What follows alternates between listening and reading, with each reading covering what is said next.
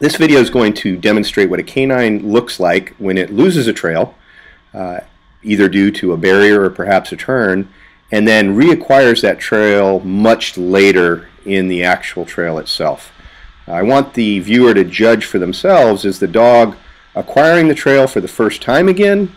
Is that the appearance that you're seeing? Or is the dog recovering, locating the trail, and knowing what it's looking for?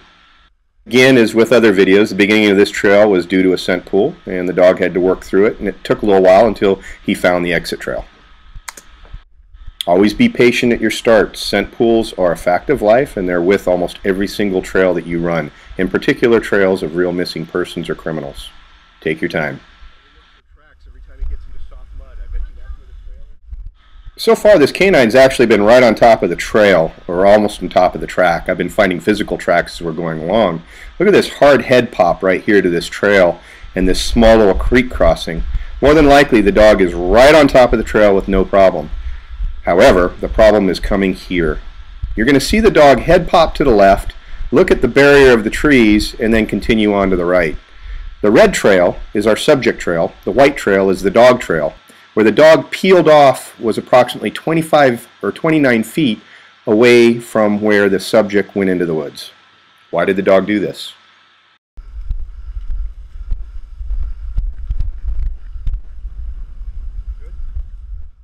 The next portion of this video is going to see the dog go to the left, to the right, change head position quite a bit, change speed, show interest in different things, but generally there is absolutely no consistent body language specifically saying that it's on a trail.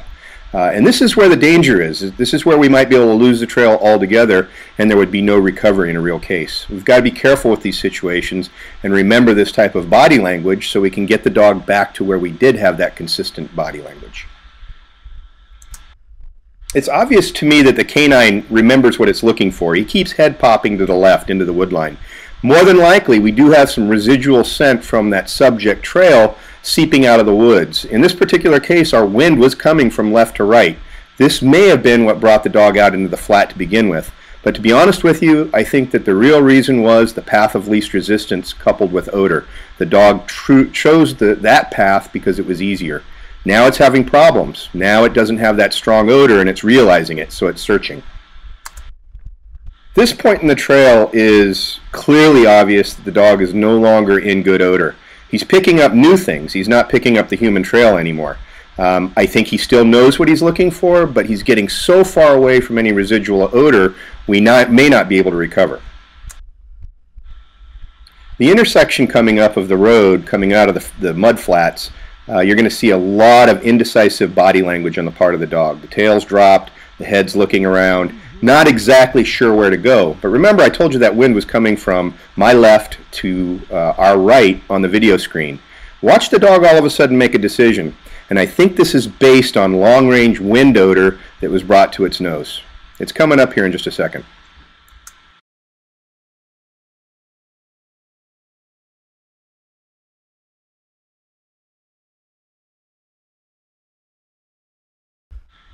The far white line on that map that we just looked at on the right-hand side was our dog as it came out on the road.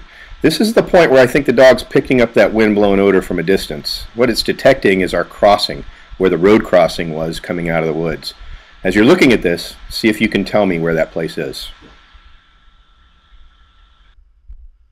Shortly after this moment, we're going to see a lot of head-up behavior, head directly into the wind and running straight down the middle of the road.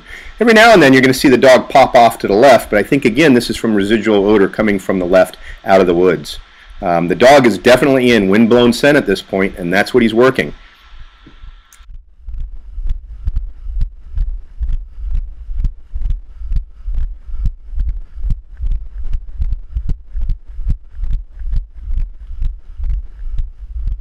Those head pops into the woods. Look as the dog just kind of looks up, gazes off to the left and to the right a little bit and says, nope, I'm going to go back to the road. I got some pretty good odor right here. He speeds up. Mind you, this is a double-blind trail. We don't know where the subject is. We don't know which direction he went. We have nothing to go by. The handler doesn't know and I don't know. We're just running this trail completely double-blind.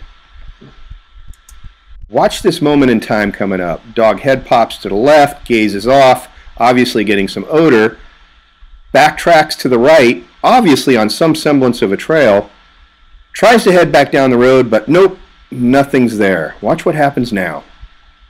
Slams his nose on the ground. We have a good hard track going into the woods. This is our back track of the subject. This is where our subject came out of the woods and crossed the road. Why is the dog taking the back track?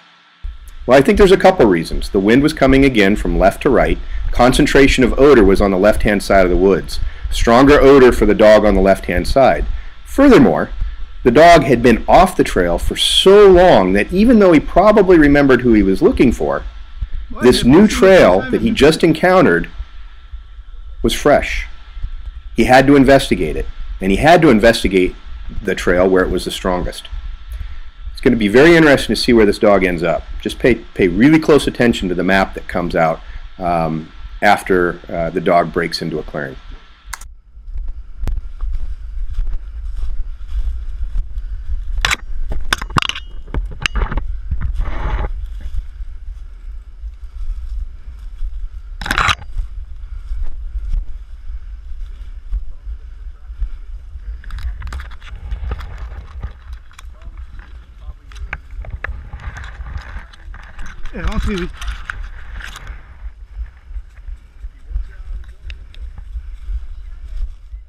Remember this map?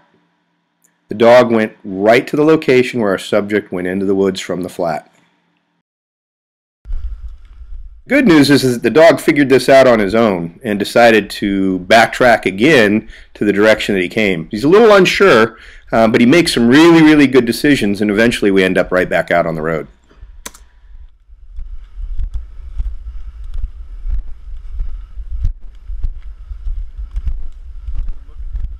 How the dog reacts to the road. Nose goes down, and I think we're getting the exact footpath going across. This is more than likely where our subject entered into this little creek bed. Dog drops down on his own, tries to take the path of least resistance, but then eventually understands that the scent goes up and over the top. So that's what where he's headed to right now.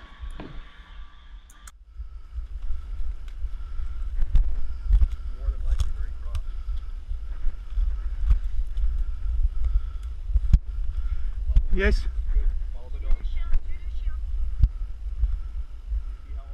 Body language coming up.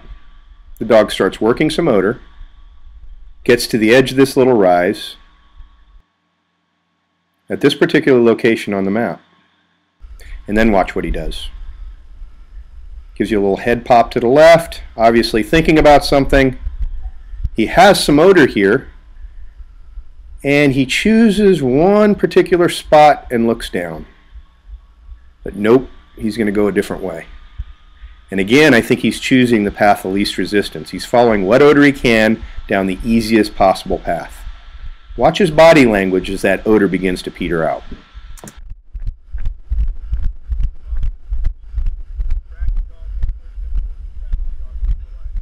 Already we're starting to see the forward momentum starting to drop. The dog zigzagging to the left and to the right. His head's coming up and he keeps gazing to the left. Obviously that's where he's detecting some odor from. He's understanding that he can't continue any further, and I think this is the moment of that final decision. The handler recognized it and looked off to the left. The dog turns around at this point to try to reacquire the trail dropping down into the flat.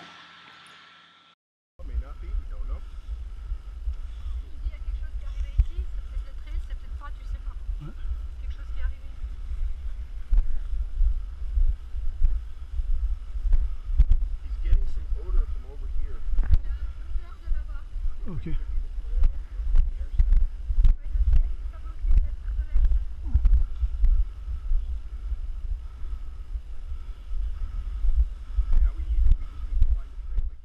Watch the head pop to the right, nose planted on the ground, dog looks back at the handler. He's understanding that the trail goes down low into the flat. Why did he choose to go on the area of the road that we had just come from? Well, to be honest with you, I think it's because it was the easiest way to go. He didn't want to run and jump down the hill.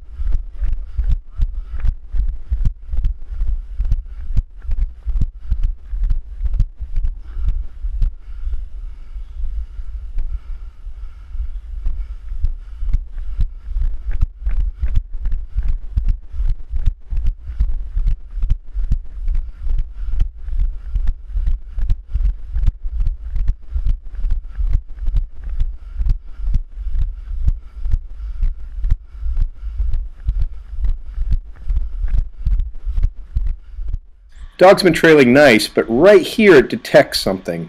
There's a turn on the trail, and it chose not to go down another embankment, but instead continues forward down the road. Well, this is another break in the trail. This is where the trail layer turned off and did a big circle. In this case, the canine's making a pretty good decision, because you're going to see by his body language that he quickly goes into air scent mode and goes all the way to the end of the trail.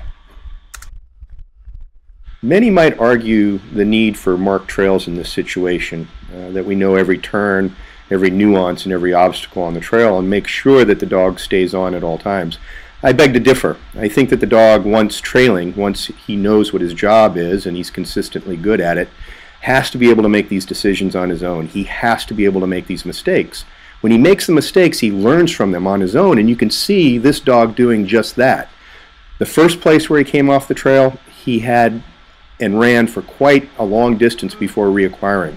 The second time he did it, he went for a much shorter distance. You can see in just this trail alone, he learned from the same situation. On the other hand, if we were to correct the dog and make him make this change because of our guidance, we're disconnecting the dog from the trail, and now they're only focused on what we're doing.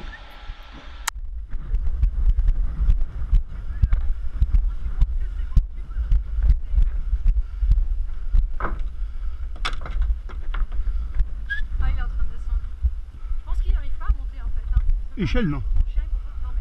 Ah si. Eh, comme il faut, mon Gugu. Comme il faut, mon petit, comme il faut. Eh, comme il faut.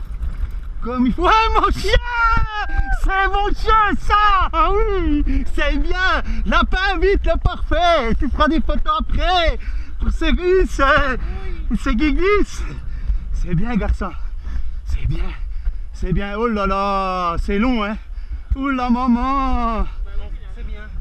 C'est bien. Ah, merci. Ah, ouais. Tiens, gamin.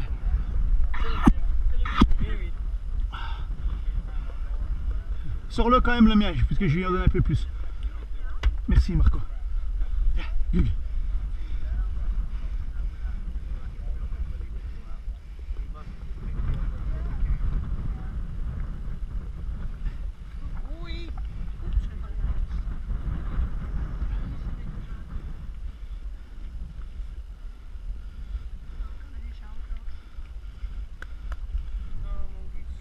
Viens, Gugu. C'est bien, Gug. C'est bien mon chat, c'est bien. C'est bien mon chat, c'est bien. Papa est content, c'est bien. C'est bien mon petit, c'est bien. C'est bien mon petit. C'est bien. Ah, papa il donne. Donne voir la gamelle d'eau puis de l'eau. This map is the trail in totality. It's a little over a half a mile long, and you can see where both jogs occurred where the dog got off the trail. The first one was rather significant, in the hundreds of yards. The second one was probably less than 50 yards.